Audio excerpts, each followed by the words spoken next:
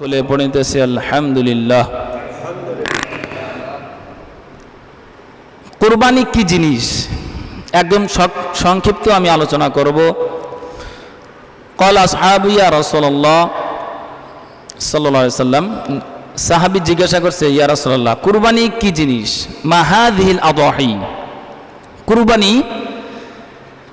কি জিনিস? এবার নবীজি উত্তর দিলেন,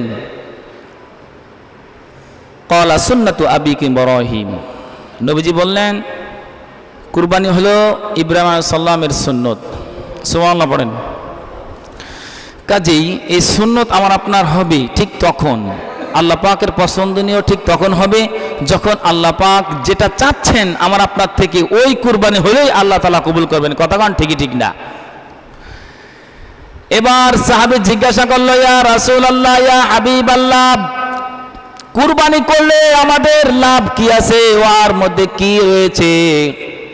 বিকুল্লি শারাতিন হাসানাতুন, আল্লাহর নবীকে জিজ্ঞাসা করা হলো, ইয়া রাসূলুল্লাহ আমরা যদি কুরবানি করি, কুরবানি করাতে ওর মধ্যে লাভ কি, বেনিফিট কি, উপকারিতা কি? নবীজি বললেন, ক্বালু ফাসুফিয়া রাসূলুল্লাহ বিকুল্লি শারাতিন মিনাস সুফি হাসানা, প্রত্যেকটা পশুর, একটা জন্তুর, একটা কুরবানিকৃত পশুর শরীরে যতগুলো রোম রয়েছে, যতগুলো পশম রয়েছে, এই প্রত্যেকটা পশমের, প্রত্যেকটা লোমের বিনিময়ে এক একটা নেকি রহিয়াছে।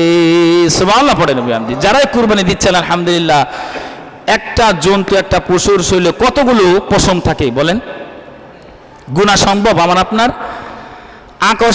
আকাশের তারাকা যেরকম গুণা অসম্ভব, পশুর শরীরে কতগুলো পশম থাকে, এই পশমগুলো আমার আপনার সমস্ত বৈজ্ঞানিক মিলা কম্পিউটার দিয়ে হিসাব করলে ক্যালকুলেটরের তার তোর ছেড়ে পাবে। কতক্ষণ ঠিক ঠিক না?